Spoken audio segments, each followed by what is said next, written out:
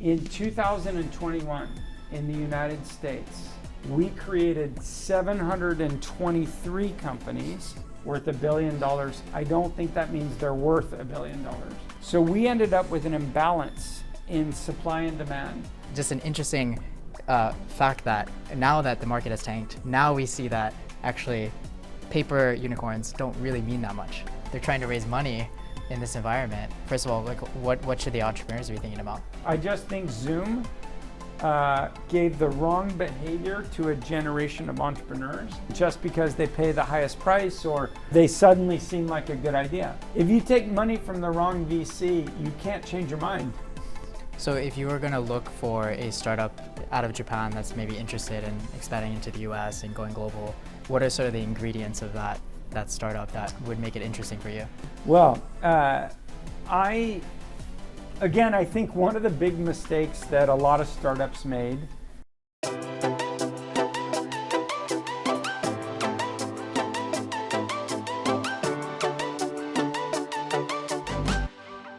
All right, so Mark, welcome to Tokyo. It's so good to have you here. Thank you. And so you actually have a connection to Japan. I do. If I remember correctly. Yes. Yeah, why don't you tell us about that? So I grew up in California. My whole life, one of my dreams was to live and work in Japan. I don't know, it was influenced. I had a family 2 doors down from me that was Japanese. And they weren't Japanese American, they were Japanese. So we grew up with a Japanese family right by us. And it just was always my dream. So in 1999, I had the opportunity to come with what was then called Anderson Consulting. It's now called Accenture.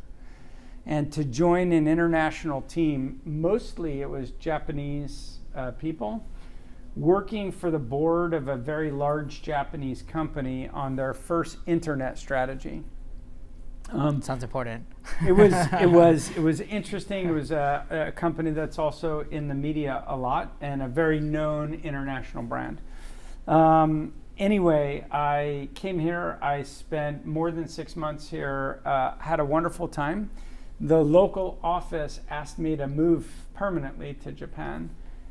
It was very tempting for me, but I had a girlfriend, and she lived in London, and she's now my wife.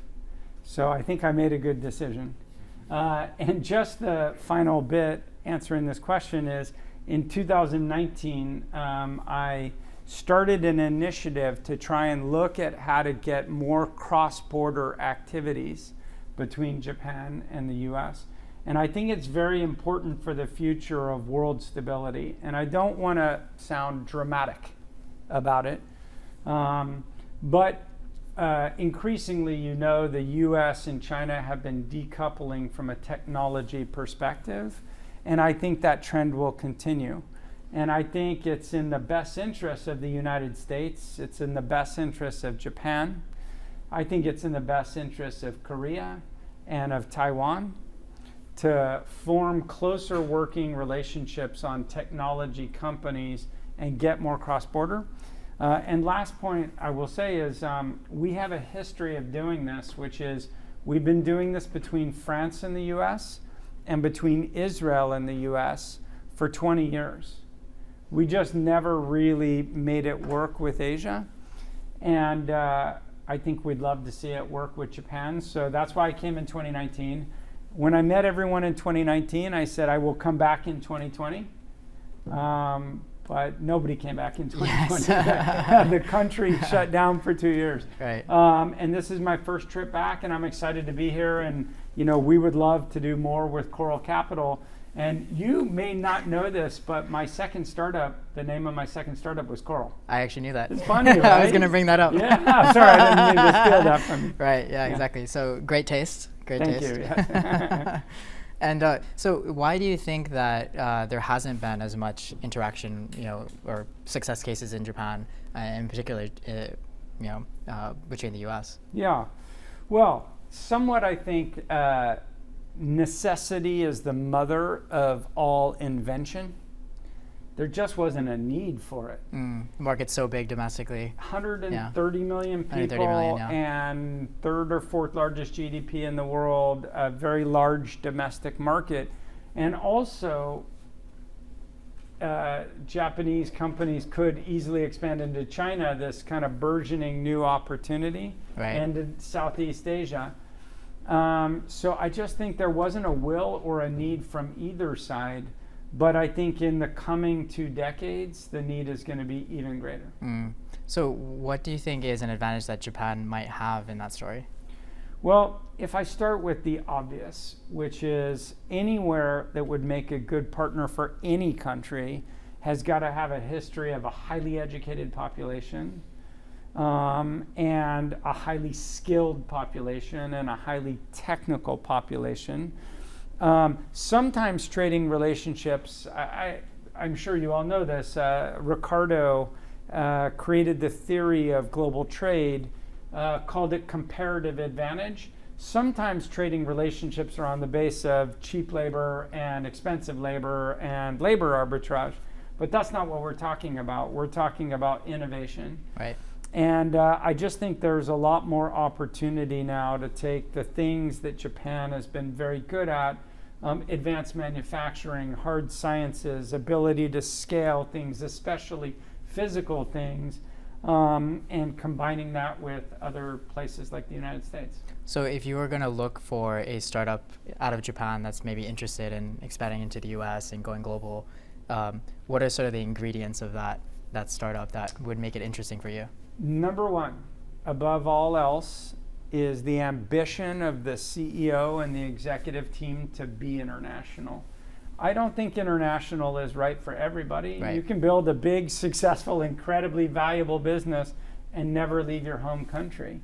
So it has to be someone who has the ambition. So often I'm looking for someone who maybe did a year or two of university in the United States. It has to be somebody maybe when they were younger, they spent some time in the States, or just as a professional, they've spent time working internationally and they have a curiosity. That's the most important. And then everything else just boils down to normal stuff I look for in an entrepreneur, right? You know, is it ambitious, technology differentiation? Are they, you know, driven? Do they want to build all the normal stuff beyond that? Right. So one challenge obviously in Japan is that sometimes the founding team doesn't have anyone that speaks English. I assume that would be a challenge. It might be a barrier. It might be a barrier, yeah. But what if, you know, at least one person on the management team does speak English well, and the CEO is so committed that he's not fluent in English, but he's working on it. As I said to you, we've been doing business cross-border with France for 20 years. Most of the executive teams we work with, they're not fluent in English. Right. But they have an ambition to at least work abroad. Right. Similarly, I would say to you, like if you're dealing with venture capitalists or other people in the United States who aren't curious enough to spend time in Japan, I also probably would roll them out. Right. It takes a two-way commitment. So it's the commitment and I guess the willpower to get through those communication issues, maybe. And it's not just about language, it's also about culture, understanding and tolerating that cultures work differently in different places. Yeah. I've lived internationally for 11 years. So I lived in France, I lived in Italy, I lived in Spain, I lived in the UK, I set up operations in India, and as I already told you, in Japan. My father also was from South America, so I grew up already with this ideology that there are different cultures and you have to be respectful of that. Right. And so kind of switching gears here, so how should we be interpreting the markets right now? I mean, you're seeing a lot in your portfolio companies. It'd be great to get context on, you know, are deals happening? What do those deals look like? You know, should we be optimistic, pessimistic, somewhere in the middle? Well, are you speaking about privately held companies only, or the market more broadly? Or? In this case, startups. Startups, yeah. Okay. So just for some context, There are, in the United States, 343 companies that are publicly traded worth $1 billion or more. 343. It's a very precise number because I looked it up. Okay. That is between software companies and internet companies.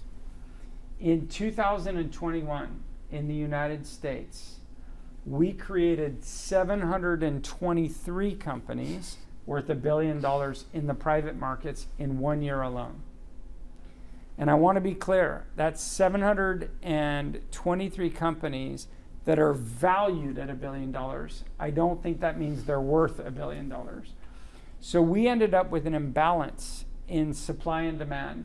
We had way too much capital moving into our industry, and that capital was driving up the prices of companies. Now, the public markets did it too.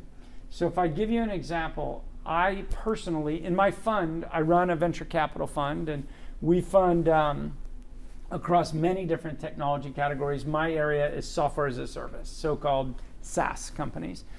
And if you look at the 20-year average value of SaaS companies on a forward multiple, it's 6.2. If you look at the 10-year average forward multiple, 9.6. So somewhere between 6.2 to 9.6 next 12-month revenue should be what a company's worth. Right. These are public valuations. I could argue that it should be at the high end because enterprises are spending more on software, companies are growing faster, but somewhere between those two. Mm-hmm. In November of 2021 in the public markets, SaaS was trading at 24.6. Mm-hmm.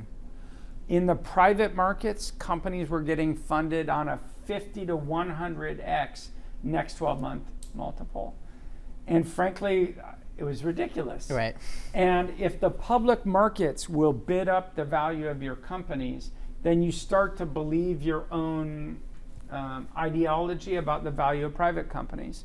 So we came from a world in 2013, Aileen Lee, who was a partner at Kleiner Perkins, she left Kleiner Perkins, she wrote an article called Unicorns. And now everybody talks about unicorns. But in 2012, the year before she wrote that, there was one company in the United States in the private market worth $1 billion. One. In the year 2013, there were 3. So there were 4. They were unicorns. And then all of a sudden, everyone just started paying more money for companies and driving up the value. So in the public markets, it wasn't ridiculous enough to call them unicorns. They had to create a new word, decacorn. Right. A company worth $10 billion or more. And there just aren't really that many of them. But so there's 1,400 privately held companies worth $1 billion or more. I believe 1,100 of those will never be worth $1 billion by the time they exit. That's a high percentage. I don't know if you have a calculator. 1,100 divided by 1,400 is how many I think are not going to return even 1 times capital. So what do I think? I think technology is the most important tool that humans have to increase GDP, to increase the standard of living, to invest in aging populations and providing more health care when we don't have enough doctors. Like, it's critical. I just think it was overvalued, and the bull market lasted 13 years, which is the longest in human history. You know, I get during that time, I would get very frustrated because it seemed like unicorns were a barometer for startup ecosystems. Yeah. And what was different about Japan was that companies would be going public at, you know, Series B, Series C level in terms of like revenue and scale. Mm-hmm. And because they would go public, they wouldn't get counted as startups anymore. Right. When you look actually at the life of the company, it's like, you know, within 12 years they're still reaching a, you know, $1 billion plus in market cap. Yep. But you know, we actually ran the analysis where it's like, okay, what about the hidden unicorns, the ones that went public maybe in year 6 or 7, and then crossed $1 billion in market cap? Yeah. Those don't get counted. We counted actually like over 40 in the past 10 years in Japan, so completely different. It's just an interesting fact that now that the market has tanked, now we see that actually paper unicorns don't really mean that much. You know what's interesting, James, is in the dot-com era, the first emergence of internet companies, on average, the best companies went public in 6 to 8 years from when they were founded. eBay, I think, went public in 3 years. So the best companies, 6 to 8 years. And about 80% of the value in those stocks were captured by public markets. That's right. After they went public. Yep. If you fast forward to 2017, 2018, 2019, the 6 to 8 years became 12 to 13 years for the best companies. So what you ended up with was no liquidity because it was 13 years to exit your best company. Every VC that had 300 million suddenly had 3 billion. Instead of investing and returning capital after 8 years, they started putting more and more capital in, and companies stayed private longer. As a result, the public investors who normally made all the money in the public markets felt like they had to move their dollars into the private markets. T. Rowe Price and Fidelity and the big hedge funds, Viking and Coatue and Tiger, and they all moved their money into the private markets. In fact, 50% of all net new dollars that came in came from crossover investors paying at top of the market. Maybe you know one, they're called SoftBank. And all this money came at the peak of the market. And all of that money disappeared. And I'll give you a stat, which is the pre-IPO rounds. There's between 24 to 26 billion dollars invested in pre-IPO, call it Series D and E.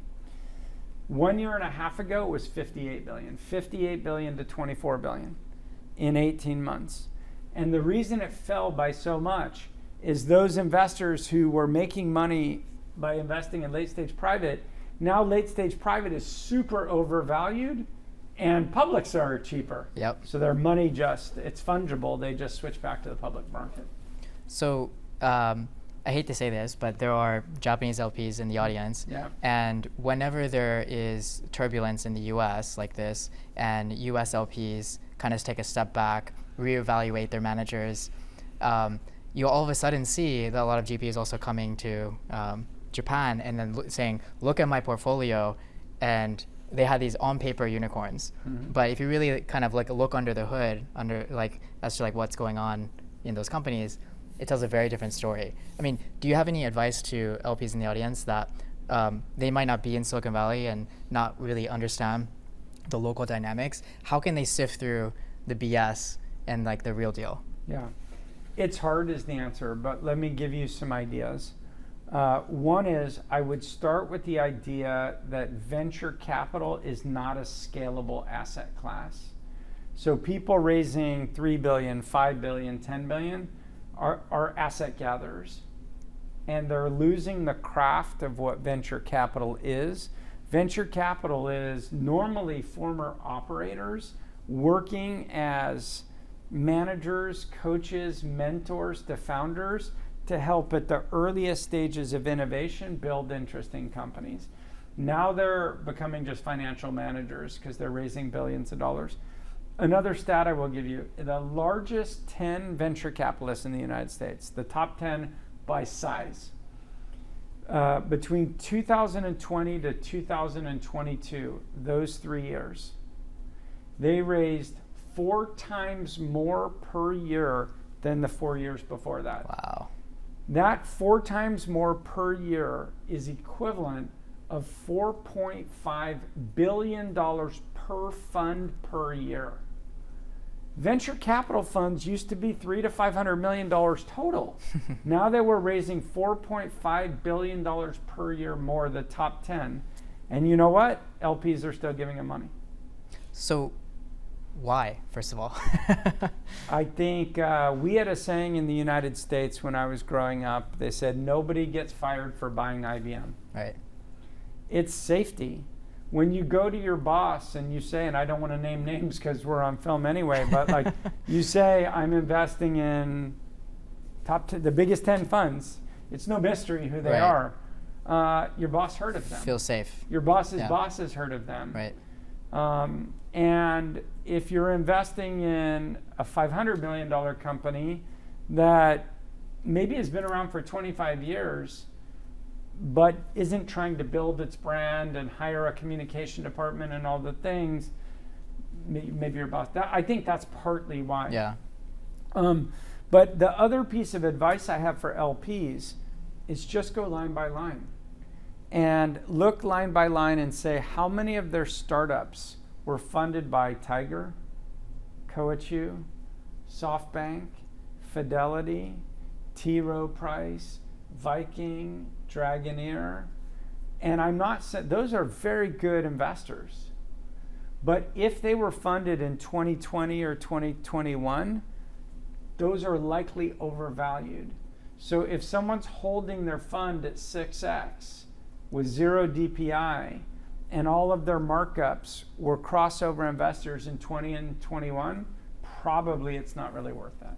So what's going to happen to all these funds that raise so much money?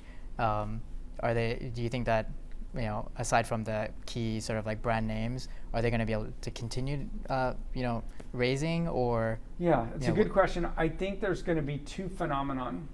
And I think this is good, not bad. It'll sound bad, but I think it's good. Number one, I think the top firms, of course, they will continue to raise money. The brand value. Yeah. But I think most of them will be about 50% of the capital, 50% of the capital. Right. I mean, Founders Fund literally cut their fund in half and spread it across, two fund cycles. They did. They took 1.7 billion. Yeah, something like that. 900 million and 800 million. Exactly. Yeah. So I think Tiger went out to raise 12 billion, and now they're raising like 2 to 3 billion a year. So like the right sizing is good. In Tiger's case, it probably was not their choice to do that. Founders Fund, it was. It was their choice in the case of Founders Fund, but they didn't return the money. They just split it into two funds. Yeah. But I think you'll see fund sizes coming down. And these things are market driven. They went up because they were market driven. They'll come down because they're market driven. It's okay for the VC fund and it's okay for the LPs. Right. And it's better for entrepreneurs too. So number one is fund sizes will come down. And number two, I predict 50% of all seed funds will disappear. Wow. Yeah, I mean, everyone had a seed fund, past few years. People were doing seed funds as their side hustle. Right. Yeah. They were CEO plus a seed fund, or I'm a corporate executive plus a seed fund. It was like gig workers, It's that's what happens in a slightly bubble-oriented market. A return to normalcy. First, it starts with interest rates. Yeah. Interest rates, public market valuations go down, private market valuations go down, crossover investors move their money back to public. LPs pull back, fund sizes decrease. The other thing that's going to happen is, and it's already happening, any GP who made insane amounts of money in the last round, who maybe invested too much money in 2020, 2021, they know that they have a really difficult job to clean up their portfolios. Many of them are retiring instead. I see. And what about the startups that accepted all this capital? I mean, in a lot of cases, they had very questionable product market fit, but they have maybe 100 million in the bank, in some cases even more than that, and they have like basically unlimited runway. Should they call it quits and return the capital to investors? It's increasingly happening. Is it happening? So, yeah. Interesting. Oh, yeah. Okay. Let me say it this way. If you're a startup CEO, the most important thing you have is your youth. Your youth, your ambition, your energy, your drive. And let's just make up an age. Let's say you're 36. If you raise too much money and your product isn't working and your valuation's too high, do you really want to just do this from 36 to 42 because you have $100 million on your balance sheet? Or would you rather return capital and start from scratch, and instead of having the problems of being overvalued, you earn the trust and respect of other people for starting over? Also, if your valuation, let's say you raised at a $3 billion valuation and you're doing 20 million in revenue, you probably should be worth 60 million, 80 million, 100 million, and you're worth 3 billion. What does that mean? That means that most of your executive team are going to quit. Why are they going to quit? Because they know that they're never going to earn money because your value's too high. And so your execs quit. So you hire new. But the new executives that you hire are mercenaries. They're not missionaries. So you can never get that culture back. So you kind of are in no man's land. The venture capitalists who paid $3 billion, they decide not to come to board meetings anymore. Maybe they wrote $100 million, but they know they're not going to get their $100 million back. So they're pissed, but they're going to put their time into the companies where they are going to get returns.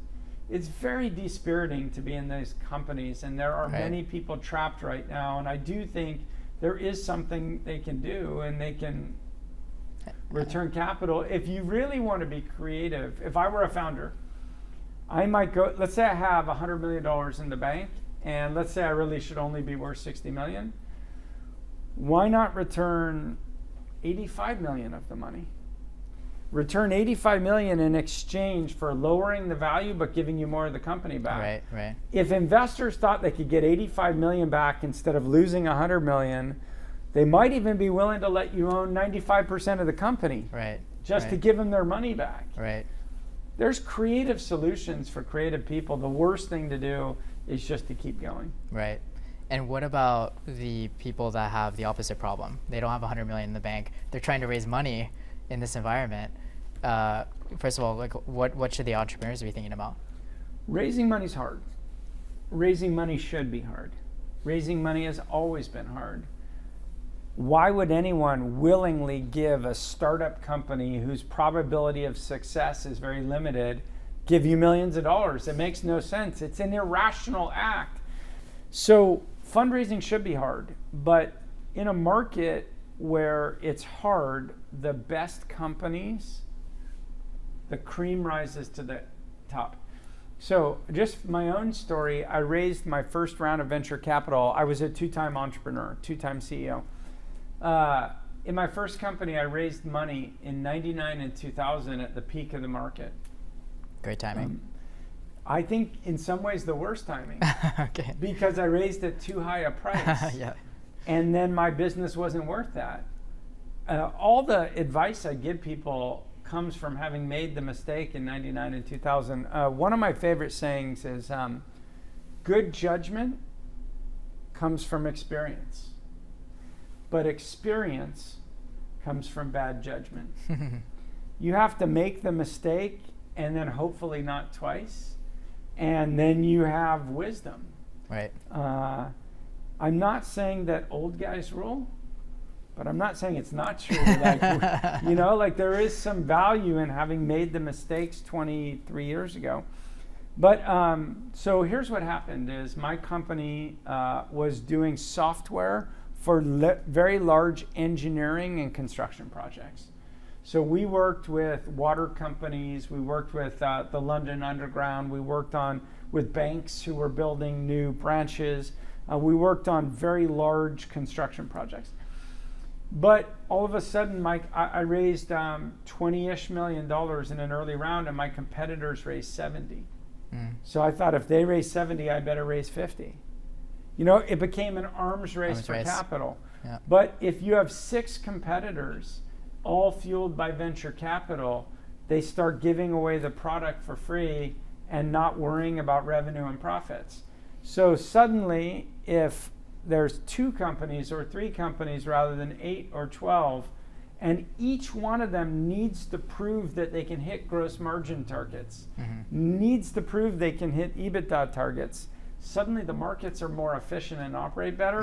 And if you're one of the lucky ones who can raise capital, can run a business responsibly, it's actually easier to compete when there's less capital. Yeah, that's a great point.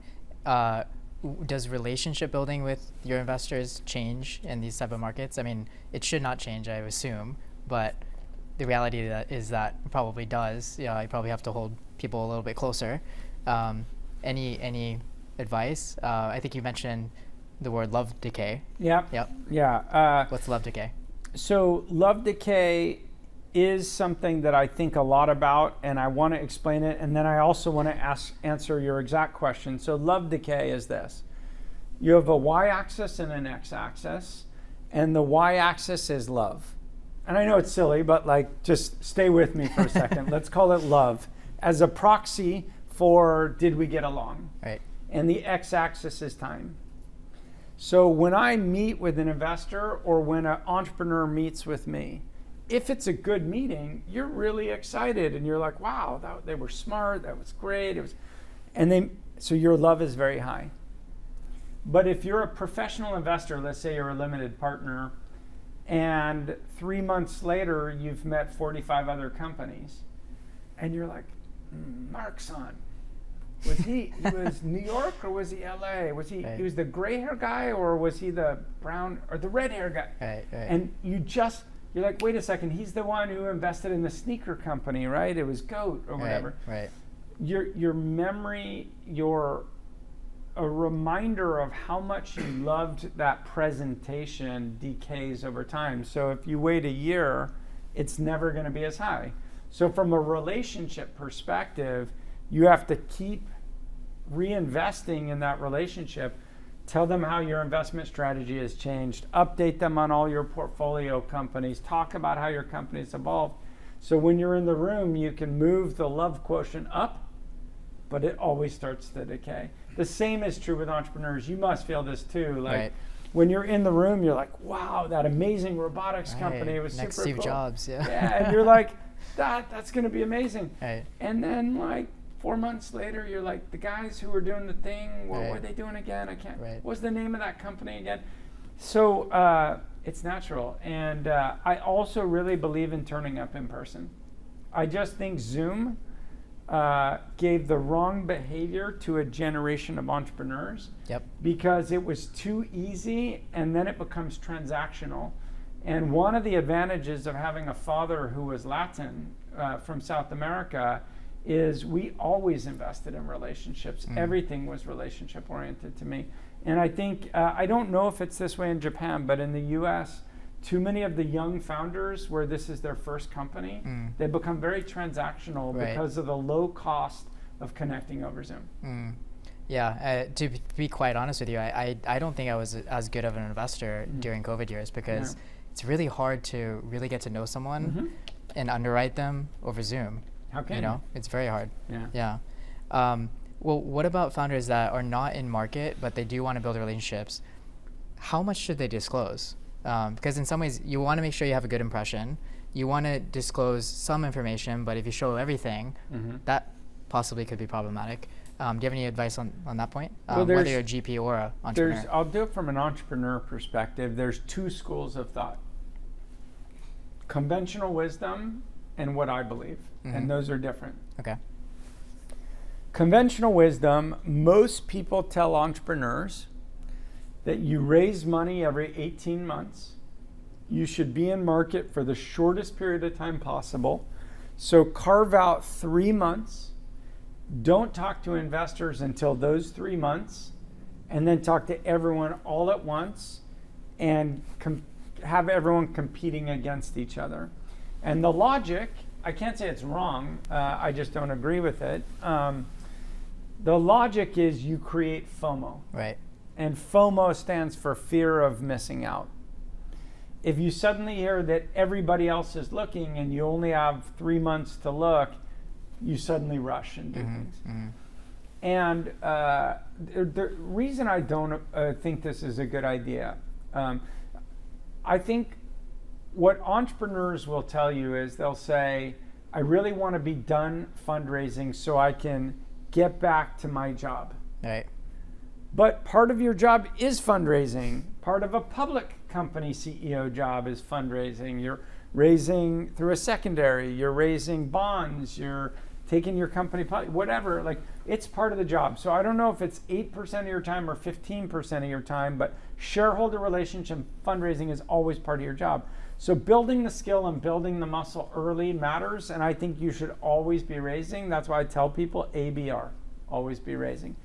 Now, if you're always raising and you get to meet VCs, here's the interesting thing.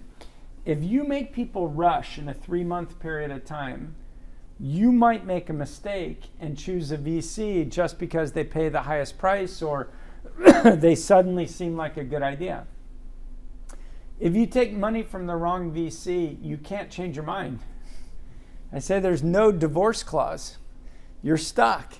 So it's in the entrepreneur's interest, and you get to see how that VC behaves and responds over time. Like if people come meet you and they're not yet raising, they get to see, do you follow up? Do you invite them to events? Are you helpful? Do you connect them with people? And then eventually they say, I kind of like that James guy. Like he's been helping me and he's not even on my cap table. And then it makes it easy to make the decision in you. And the same is true from a VC to an entrepreneur as well. So I think that your best investments come from people you've been meeting consistently over the years. Right. And what is an egg breaker? Egg breaker. Okay. Well, I think one of the big mistakes that a lot of startups made in the last few years is they believed in this idea called PLG, product-led growth. The idea is I put my product out there, my product speaks for itself, so I don't have to hire these dirty people called salespeople who just want to make money and get bonuses and all the things. And in a perfect world, most engineers, most product people would love never have to do sales. But sales is critical because sales is where you sit in front of a customer and look them in the eye and understand what their needs are and show empathy, and you actually learn from them. You learn from the process. And so it turns out that companies that have sales forces that deal with customer perform better than PLG companies. And there's data that's been published to show this. And so I think people are switching back to this idea of, okay, we actually do need to spend time with customers. So when you spend time with customers, the hardest thing is, how do you find a buyer who's willing to take a risk on you when you're a startup and they probably shouldn't take a risk on you? And most organizations are designed to say no. Right, to they buy have IBM. Bureaucracies to block things. So we started calling people who would waste your time with bureaucracy Ninas. So okay. Nina it's a name of a woman in the United States, but it was just a shorthand way to remember it. And Nina stood for no influence, no authority. Nina, no influence, no authority. They take meetings, but they don't have any ability to decide anything. The opposite of a Nina is an egg breaker. An egg breaker is someone with authority that wants to define their reputation, and they get enjoyment from breaking the rules and innovating and trying new things, and they're willing to take a risk on you, and then hopefully you're going to deliver back to them by innovating. Most organizations truly don't want to innovate. And the reason they don't want to innovate is it means that you need to work in a different way. You need a new process. You need to learn a new system. The way that you've done things for the last 20 years, now I got to figure out how to Slack. I don't want to Slack. I want to email or whatever. People, human beings are set in their ways. And of course, we all need to reinvent ourselves. We all need to change constantly. And the egg breaker to me, and it comes from a saying that you can't make an omelet unless you're willing to break eggs. That's where it comes from, the egg breaker. But the egg breaker is someone who's willing to break the rules to get a decision made. That's a very long answer to a very short question. No, I appreciate that. And for entrepreneurs in the audience, do you have any advice for them if they are thinking that they want to go global and potentially raise from established investors from US? Sure. So there's global, and then there's raising capital from global, which can be two different things. Listen, I always say this, I don't think every business has to be global. And it certainly adds a layer of complexity, both to your business operations and to your personal life. our business by nature, I am a global thinker, so I want our business to be global. So obviously I'm in Japan now. I arrived back in the US. I have 3 days at home before I fly to Riyadh and Abu Dhabi. And then I arrive back in California and I leave 5 days later. Wow. Hope you have melatonin. I have better than melatonin. I have Ambien, it does take a willingness to put yourself out there.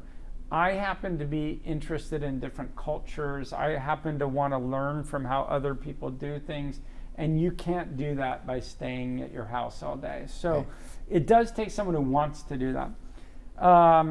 With globalization of a business, or I think even global, maybe in the future businesses will be regional more than global.